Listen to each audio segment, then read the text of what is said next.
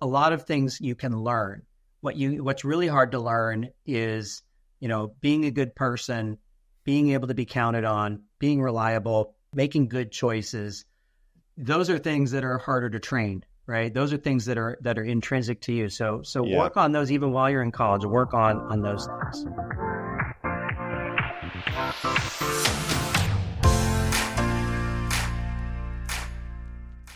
Welcome, everyone, to the TechGuide podcast, where we give actual advice to those wanting to break into tech or are looking for their next gig. I am so excited for today's podcast episode. We have Dr. Bourgeois on the show today, who's the director of AI Labs and also a professor at Biola University.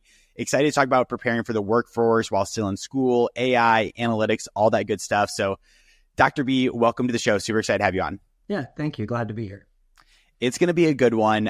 Before we dive into preparing how to succeed after school, preparing for the workforce, all that good stuff, let's give a little bit of context about like who you are as a professor, kind of what you do, and yes, a little bit more about you. All right. Yeah. So we're here in Southern California at Biola University. I grew up in the area here and got a degree in math as my undergrad. Went and worked out in the IT industry. So, when I graduated college, I thought I'd never go back to school again. Like I remember my senior year thinking, I'm so glad to be done, and got finished. And I'm sure a lot of people out there can relate to this. Or if you're still in school, that's what you're thinking, right? And as soon as I got out, I worked at an IT guy. So I worked, help desks, and I did some coding, and I managed projects, all the things that happen in the IT world. But somewhere during that time, I got the bug to go back to school. So I ended up getting a master's degree in business, something called management science, which actually today would probably be called data analytics, and started trying my hand at teaching. Did some adjunct teaching here at the Cal State Fullerton nearby where I am. Yeah. And then said, you know what, I really like this, the college thing, university thing, and the learning environment. And those of you that are in it, you're going to miss it when you're gone, most of you at least. And I got a PhD in information systems and technology at Claremont Graduate University, and ended up at Biola, which was also where I got my undergrad. Again, not something I'd really planned. It just happened. And I'm in the business school now, and I teach information systems, business analytics, and then we're really launching now into also teaching about artificial intelligence. I love it. And I'm really excited. We're going to talk about that AI component of it a little bit later in the show. But I do want to talk about preparing for the workforce. Obviously, you have a great background. You have real world experience. And we were talking about before the show, but you have a lot of conversations with undergraduates and even your own family about like how to prepare for the workforce. So an undergraduate, 4 years, when should people start thinking about, I need to start preparing for the workforce? What year should they be really starting to think about that? Well, we like to get them thinking about it from the first semester they're there. Now, when you say really start thinking about it, what typically will happen is some students just have a natural ability to be thinking ahead and planning ahead. So we actually haven't had to worry about those students. They get internships and jobs, but there are a lot of them that they get to their senior year and they're like a deer in the headlights, and like, oh man, maybe I should have been paying more attention to this. So what we actually implemented in our program, and I would suggest this at anywhere you go, but to start thinking about it even in that first year. Now, you don't have to have all the skills. You don't have to know exactly what you want to do. I didn't when I was in college, and my kids, they don't really know their first year, second year. But you want to start building a network of people. You want to start understanding what it looks like to be a professional. So I would encourage you even at the beginning, to be working on, let's start by building a resume. It may not have a lot. It's okay. Start building out that LinkedIn profile. At least we're in the business program, right? So business students, they all got to have one of those. And I would encourage you to just start connecting with people. So probably the first thing we want our students to understand is that getting a job, getting a strong career is not about just having a particular set of skills. That's going to be important, and you're going to get hired a lot of times based on that. But it's going to be learning how to relate to people, how to work in teams, how to communicate who you are and advocate for yourself. So what I would say, that's the first thing, is join clubs on campus. Find a group that maybe is focused on careers. And then the second thing, and some will say this is the most important thing, is you're going to want to have an internship. maybe 2 or 3, depending on the career you want to do. And internships are great for a couple of reasons. One is that real world experience, right? And that then when you go to apply for a job after college, that shows that you've really committed to that field or to learning. But also it teaches you maybe what you don't want to do. So we've had people do internships and then come back and say, well, now I know what I don't want to do. And frankly, that's a lot easier to learn that kind of a lesson than it is to start in a job and be stuck in something and go, oh, now I can't get out of this, right? So that's what I would say is they need to start early if you can, but really just learn how. And today's generation, sometimes if you've been on screens for a long time, it's harder to connect in person. Learn how to go connect in person to people. Interesting. So let's stick with like the freshmen and sophomores right now. And then we'll transition to like those internships, but you're talking about like clubs, and like I was part of a few like clubs and like volunteering at the University of Iowa. Phenomenal experience for me, but let's dive into those clubs a little bit more. Like, should people be looking for like business fraternities, career focus stuff that's around their career? What are some like good club ideas you would have for someone in that freshman or sophomore year? It'll depend on the school and what the kind of the club culture looks like there. But what I would suggest is a couple things. First of all, any club that can get you involved with people, talking with them, networking with them, creating friendships and community. First of all, it's just going to make college so much more fun, right? True. Having that. But, if your particular major or school or area of interest for your career has a club or has, something that you can get involved in, I would do that. I would definitely do that. I know for some, it may be, hey, I don't have a lot of time for clubs. I've got to work, right? So then it's, well, can you work in that area? Can you work as a teaching assistant or as a research assistant? Can you go do something at the university? Again, learning to how to communicate and be in relationship with people is going to be something that will always serve you well. You're going to graduate and you're going to have this network of friends that you'll be able to rely on if you're looking for a job.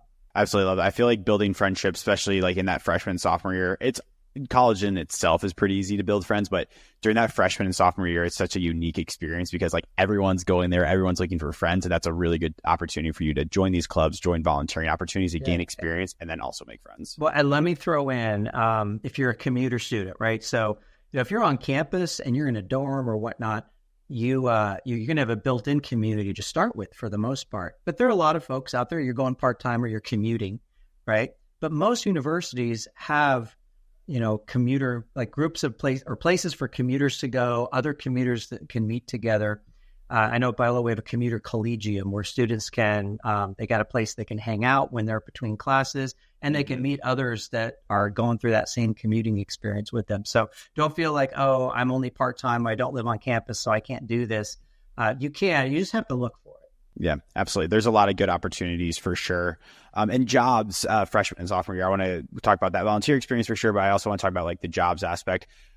Where should like people be looking for jobs in that freshman and sophomore year? Obviously, you're not probably going to go work for like maybe, but like, where would you advise people to look for jobs freshman and sophomore year? Well, I mean, again, I think there's a couple ideas here. One is, if you just need to build community and make friends, you find a job where you're with a lot of people that are, your age. There's all the university jobs, but there are situations, and especially if you're thinking over the summers or even during the year, where if you're pretty lasered in on where you want to work or the type of company you want to work for, it's never too early. Now, you're not going to go in and be a data analyst or a data scientist or an AI professional while you're still in school. And we can talk about it as an intern, but for working there, just find the group of people you want to be with, find the industry you want to be in, and see what you can do. And, I think it really is going to depend on your major. One of my daughter, she wanted to go into teaching. Well, if you want to go into teaching, and I'm assuming it's the same all over the country, but here in California, it's pretty much a structured path. You got to do these things, and you got to observe your classroom. You got to student teach, right? All of that. And so you may not have to worry as much about, what am I going to do to get a job? I need an internship. I need this or that, as much as following that pathway. But for others, it may very much be, I know in business, it would very much be about being strategic and being thoughtful about that. Make friends. Don't be a lone wolf for a couple of years and then realize you don't know anybody. Because if your friend got an internship at a company, they could refer you, right? So having that network of friends is helpful. And for some people, that's harder than others. So put yourself in situations where you can do that. I love that. What I'm comprehending from this first 2 years is like definitely find community, definitely find friends that you can like build long-term relationships with. And then you basically transition into junior year and like senior year. I know junior year at the University of Iowa, it was like pretty much like get an internship this summer, like have some urgency, like try and get it. It'll help you really stand out. So let's talk junior year. What are some strategies that you have for people to actually be able to land internships that third year of college? A couple of things you can do. And I would encourage like the ideal situation. Again, I'm thinking of business students specifically, but it probably applies across majors, is even think about having two, right? Having an internship before your junior year and before your senior year. That doesn't always work out. And economies go up and down. So you're not always going to have one. But that way, if you get one your junior year, between your sophomore and junior year, you don't feel that pressure that you're talking about either. And you may be able to go back and work at the same company again the next year, which would be, in many cases, a good thing. Yeah. Ways to prepare. So you got to start early, first of all, for most of what I'd call the good internships. So these are the ones at bigger companies where they actually have internships as a job description, and a lot of them have programs where they bring in, hey, we're bringing in 50 college students because we want to hire some of them, right? So they use it as a way to develop students and see if they want to hire you. A lot of times, September, October, maybe early November of the previous fall, before the summer you want to intern, that's when you have to start looking. And it feels early. I know, when you're 19, 20 years old, that feels like a lifetime away. It isn't. These companies do that. And so that would be my first piece of advice is if you decide, okay, between my sophomore and junior year, or maybe you're waiting between my junior and senior year, I want to have an internship. Don't think about it in April, right? Think about it in September, October. I've even seen cases where in September they're hiring for 2 summers from now because these companies are booked up. The companies that have these good programs. Second thing would be, and maybe this comes first now I think about it, you want to talk to your friends, those community that you built. Older students. So get to know students who are a year or two ahead of you, and hopefully your university or your major has a way for you to interact with those students. I know at Biola, we're actually talking in the business program right now about how do we get our seniors and juniors to connect with our sophomores and freshmen more so these conversations can happen. And those students can help guide them, mentor them, if you want to use that term, to well, take this class, go talk to this person, right? And so find out, where did you intern? What was your experience like? It may not have been a good experience. You may need to decide things like, do I want to intern in my hometown? Say you're traveling for school. Maybe you're not going to school near where you live. So do I want to intern back home? Do I want to stay where I am? Do I even care? I had one of my sons intern in a completely different state. And he went up the company he interned for actually paid for him to fly up there, to live there, and it's amazing. Come back. Yeah, and that was a great experience, and it's on his resume, and it's been helpful. But what I would just suggest is so early, and then second would be to talk to people. Again, it's much more about people than you think. I think that that a lot of students, I won't say everybody, but a lot of students, they think they can just sit down and start submitting resumes online using LinkedIn or Indeed or whatever the tool of choice is. A lot of times your university, and at Biola, we have a very specific kind of career tool that students can use where there's jobs posted as well. Yeah. And yes, sometimes you will get it that way. You will, you're one of 2,000 resumes that got sent in. But how do you distinguish yourself? So maybe the third thing is make sure you have ways to distinguish yourself. So this is harder, especially the younger you are. One thing we ask our students to do is build we call it an e-portfolio, but it's basically a personal website. Your LinkedIn, your personal website, showing off your work, showing, your resume just says, hey, I'm an expert at Excel. Well, that's what everybody says, right? Yeah. So on your website or e-portfolio, you actually show, here's 3 Excel projects I did in my classes that did this thing and use these formulas. Now, the hiring company, if they get to that point, which isn't guaranteed, but if they get to the point where they're looking at you, they can go, oh, look, this person has this e-portfolio. Oh, there's a video of them doing a presentation. Oh, here's an example of, an analysis they did in Tableau, for example. Yep. So have ways to differentiate yourself, meet and have a network of people that support you and help guide you, and then be sure you're doing it early enough. Because if you do it early, you just have more time. If you don't land one early on, you still have an on-ramp for several more months, because people do hire in the spring for summer, and even sometimes even late in spring for summer. So don't give up. But if you go early, you'll be in a much better situation. Yeah, I remember when I was first applying for internships, I think I started like September or maybe even August of the school year for that following summer. So it is a long process. One thing that I did when I was searching for internships that really helps me and like jobs and stuff is like, I would of course like submit my resume on the platform of whatever it was. But then I would also go find like the recruiter's email or find a recruiter's email from that company, email them, and then also attach my resume, have like 3 bullet points. And that was something that like really made me stand out and like got me like quite a few interviews. So it's actually taking that initial step as well. If you really want a company, I would also advise to also do something like that. And don't be afraid to use your parents, to use your aunts and uncles. Like I said, people, if someone's working at a company and you want to work there, they can say, oh yeah, you know what? I know that person, or I can at least email the person who knows that person.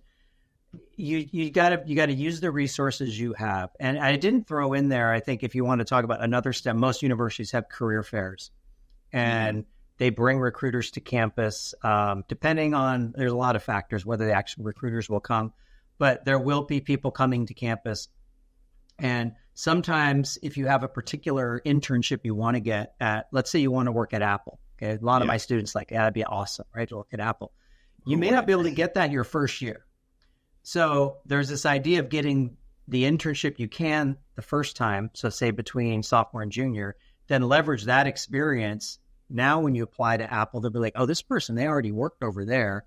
So that's sort of given them some more credibility, right? Now you may get your second internship being the one you're really shooting for. And I know we have some friends in the PR department at Biola that I know real well. They designed their internship requirements so the students would get 3 internships. Wow! So, you get anything you want, anything you can get the first year, and generally you don't even get paid. And then you leverage that for the one that's, okay, this is like my entry point one. And then your third one is hopefully, a company you might work for someday. So industries are different. And by the way, whether you get paid or not is different based on industry. Yeah. I would highly encourage you, especially like a business or STEM, that you should be getting paid. And you should feel like you're learning something. You don't get there and they should be involving you in meetings. They should be giving you true projects. Yep. Ideally evaluating you on those and giving you feedback that would be really helpful, right? Yeah, that's my first internship was actually unpaid, and looking back on it, phenomenal experience. I worked directly with like the CEO. Obviously, it was like a startup that I was working with, but phenomenal experience. And I was able to take that and like actually have real world examples of like my work that I brought to like full-time companies, and like it really did help. So wouldn't always advise for people to do free work, but like. Right. For this, where you're at, like sometimes it does play. I want to talk about then, okay, so you do an internship junior year, you've got some credibility, you've got 1 or 2 internships, and now you're preparing for your senior year. Does it look the same when applying for full-time jobs and such that you should be applying early, or kind of what's your strategy for once you actually enter that senior year looking for full-time gigs? So some things are the same. I mean, in some ways, a job's a job, but moving into the full-time arena, again, applying early isn't necessarily a bad thing. I know, your fall of your senior year, assuming you're on a 4-year plan, right? Some people take 4 and a half or whatever. So you kind of have to know your schedule and when you're going to be done. But fall of the senior year is also when a lot of jobs start getting posted at these big companies. And again, that will matter. If you're not wanting to work at a big tech company or big, corporate environment, that won't be as important. Yeah. But the experience of applying and interviewing will be important. So I would always encourage you to do that. And some things are the same. I think my other advice would be, don't think that you have to have 100% of the requirements. So I've seen so many times, and I've been involved when we've posted jobs.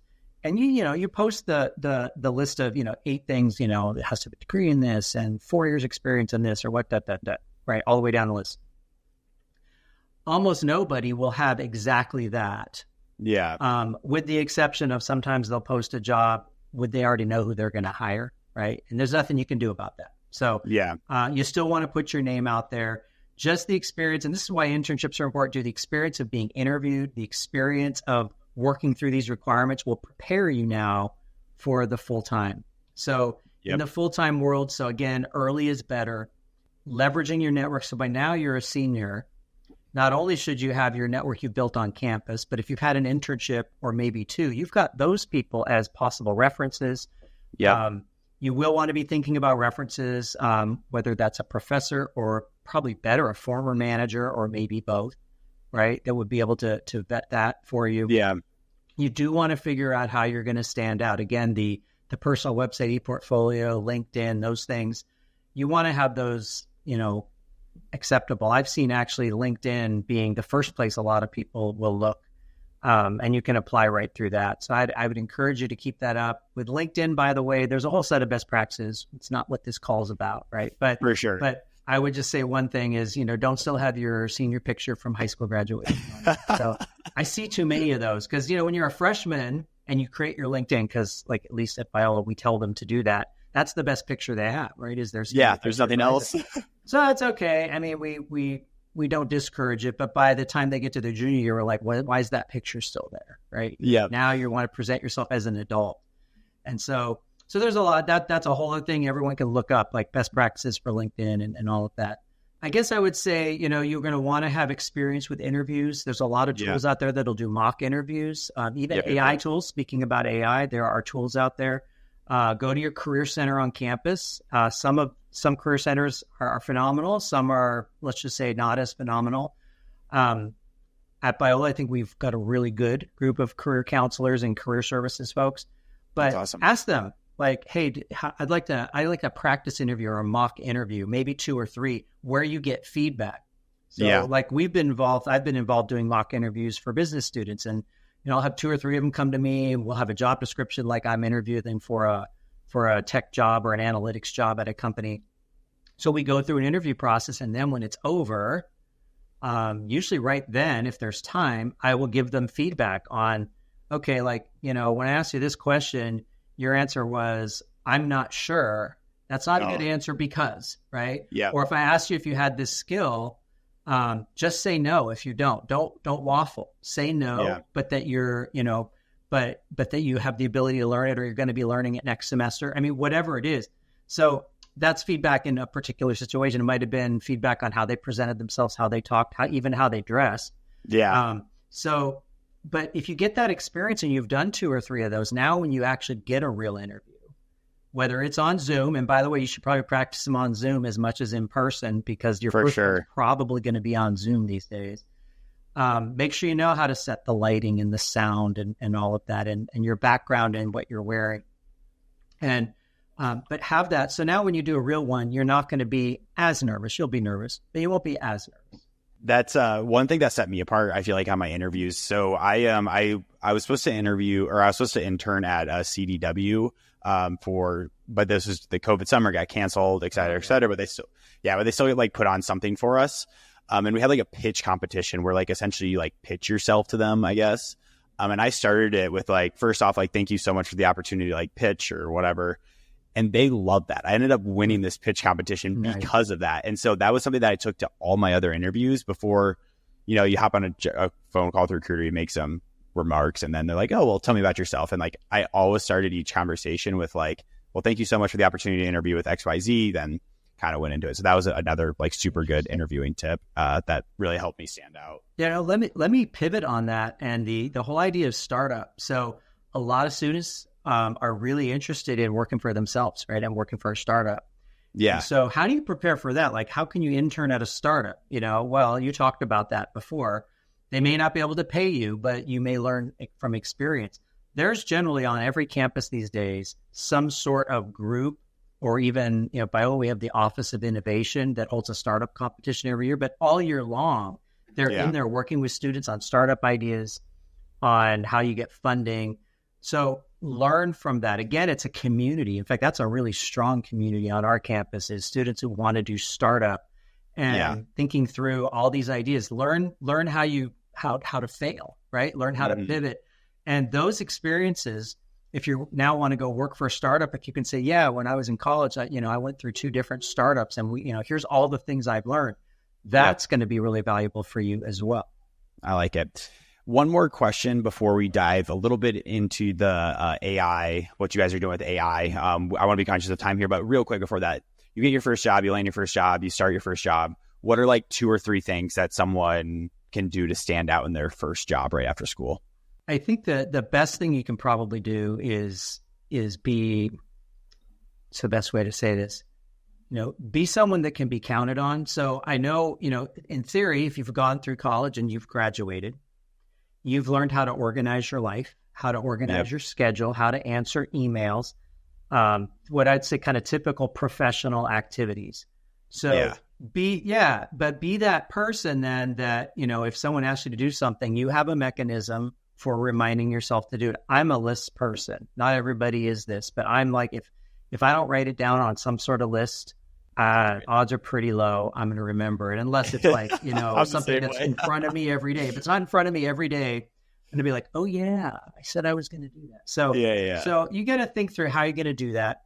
Other ways to stand out, would probably be, to be the person, well, I said the person that can be counted on, but also to be, always wanting to learn, ask for feedback. Again, right at the beginning, it's hard. There may be a learning curve. Some jobs, they just expect you to take 6 months. In fact, you may be in training for 6 months, depending on the job, to get to where you need to be. Be confident. Don't feel imposter syndrome. I know it's easy to say don't feel it. If you feel it, it's hard to believe that. But if you were hired there, you belong there, and they believe in you, but have a support system that's maybe not just at your work, like friends and family, that can help you. But also remember, and I would say early on, be advocating for yourself in, like, don't always say yes to everything. Make sure you're taking your rest. Make sure you have that rhythm of downtime. I know, there's going to be cultures at certain jobs that maybe that's not going to be respected. And you're going to have to decide if that's the kind of place you want to work, right? But understand the culture there. So, be the person that can be counted on. A lot of things can be trained. I've heard this from others, and I believe this is really true, is a lot of things you can learn. What's really hard to learn is, being a good person, being able to be counted on, being reliable, making good choices. Those are things that are harder to train, right? Those are things that are intrinsic to you. So work on those even while you're in college. Work on those things. I love it. Let's talk about briefly what you guys got going on in the AI space. Obviously, this is a program that is just getting launched here. It's going to be, I'm sure, awesome. But let's talk about what you guys are going to be offering from an AI perspective at Biola. Yeah. So, I work in a business school. We also have a school of science and technology. So in the business program I teach, we launched about 7 years ago a business analytics program. So we're taking data and we're doing forecasts and we're doing data visualizations and we're even doing some programming with machine learning. And then over in the School of Science and Technology, they have computer science program, a robotics program. And so really just in the last 2 or 3 years, there's, the need for a program in AI has slowly been rising up, and you can be a computer science major and learn about AI even today. Yeah. You don't have to be in an AI program. In fact, that's something I wanted to make a point on is there are a lot of universities starting new programs, masters in AI this, bachelors in AI that. AI is moving so quickly and changing so quickly. One thing that happens in academia is we're very slow to move. We're slow to change a lot of times too. And so you might actually be better just going into a good computer science program that has some AI in it, as opposed to trying to find a specific AI program. And so what we're doing at Biola, though, is we now have, we have the business side, we have an analytics program, and the computer science and math side, we have data science and engineering and robotics. So we're moving into adding AI into pretty much all of those courses. And on the business side, we're taking our analytics, we're calling it a concentration within the business degree, and we're creating the analytics and artificial intelligence concentration. So we're taking what we're already doing and adding in more classes on AI, more on not just how does it work, but on how do you use it, what are like the ethical considerations? Probably one of the things I would advise anyone listening to this who's interested in AI is that what we're hearing from a lot of companies isn't we need to create AI. We need people who can create AI. Now, of course, I'm in a business program, but this is what we're hearing. We're hearing we need people who understand how to use it. What are the implications?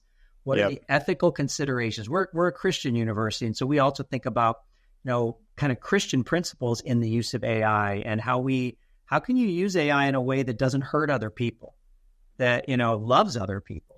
And I mean, that's like weird to even like talk about, right? Nobody's talking about using AI to love people, but we have to figure out, well, what does that look like? And where are those boundaries? When you're using AI and I know this is happening, people using AI to do all of their creative work. Like, oh, AI, you write this, I won't even talk about students using it to write papers, but we'll say, hey, write me this email AI, write me this position paper AI. And it turns you into someone who's a little bit lazy, and you might even lose that ability to be creative yourself. I'm not saying don't use it, but that's something we're actually grappling with in our AI lab is what are recommendations we can make for people so that they can still be fully human, fully creative, but use these AI tools in a way that is for good. Yeah, I love hitting on that point too, because like I feel like especially people that are going to be growing up with ChatGPT, like within schools and everything, like high school and then college, is like it's going to be very simple for someone to just literally use ChatGPT, these AI tools, to write their emails, their papers, do research for them, do math for them. And it's, especially when you get out into the workforce, a lot of employers are going to be able to sniff out if it's like a AI written email, and it definitely degrades your work personally, like quite a bit, I think. Well, and it's going to get better. And that's the thing, sure. AI is going to get better, or generative AI is going to get better. And 100%. So what we need to do, so this isn't just here at Biola, but at all universities, like as we are teaching students, we need to figure out ways to teach so that they, really can't use AI to do to do the problems. Or I'm even hearing them say, hey, they should write papers in class as opposed to, I don't like that idea. And we don't write a lot of papers in the classes I teach. But the idea is, because you're going to be found out if you used AI to do everything, and then you get out there in the real world, you're not going to be able to do that. And hopefully your university that you're at isn't letting you get away with it. Right. I love it. Agreed. I want to hit on one more question. We are coming down on time here, but just if someone is thinking about your guys' AI, like courses, going here for AI, like what's one thing that they should know before they officially get enrolled? So I would say if you're specifically talking about Biola, and whether you're thinking about going through the computer science route and really becoming a programmer, a developer, and learning, whether it's through robotics or through computer science, how to build AI, or you're thinking about business and the side I work on, which is going to be more about the business use of AI and using data. Couple things to know is, one, we're always at Biola always going to be thinking about how are Christians going to approach this. Yeah. So that's going to be things like, if you're building an AI application, how do we build it with the correct guardrails in so that it can't be used for evil, or at least for ungood purposes. Yeah. And on the business side, we're also thinking about what are ways we can use it for human flourishing. What are ways that AI can be used to spread the message of Jesus Christ, which is what we're all about at Biola. In general, I think the other thing to note is AI is moving so quickly. No matter where you go, whatever's in place today won't probably be what's needed in 4 years. So what's more important is understanding the bigger picture concerns around AI. And yes, if you want to be a developer and make a lot of money building AI applications, I get that desire, and I think that's important. There needs to be people doing that, but do it in a way where you understand the implications of what you're building. I love it. Well, Dr. B, this has been an amazing episode. I've loved talking about that 4-year plan that you can put in place to actually be able to land your first job and how to actually succeed. And I'm sure you guys, your program is in great hands with you at the head of it, leading the AI stuff. So I want to give you one more thing. If someone's like, oh my gosh, this is an awesome conversation, I want to learn more about Dr. B, where can they learn more about you and connect with you? So a couple of things. If you want to learn more about the AI lab at Biola University, we're at, you can just go to Biola, biola.edu/AI-lab. Got a web page there, which we will be doing. There's a few things there now, but over the next 6 months, we're going to be adding a ton of content to that. So that would be one thing. If they're interested in me and the business program and what we're going to be calling the business analytics and artificial intelligence concentration, you can go to biola.edu and search out the Crowell School of Business. So CROWELL and business school, and you'll be able to find it in there. I think officially in about a month, it'll all start showing up on there because it is pretty new. I love it. Dr. B, thank you so much for being here today. All right. Thanks so much. And good luck to everyone out there.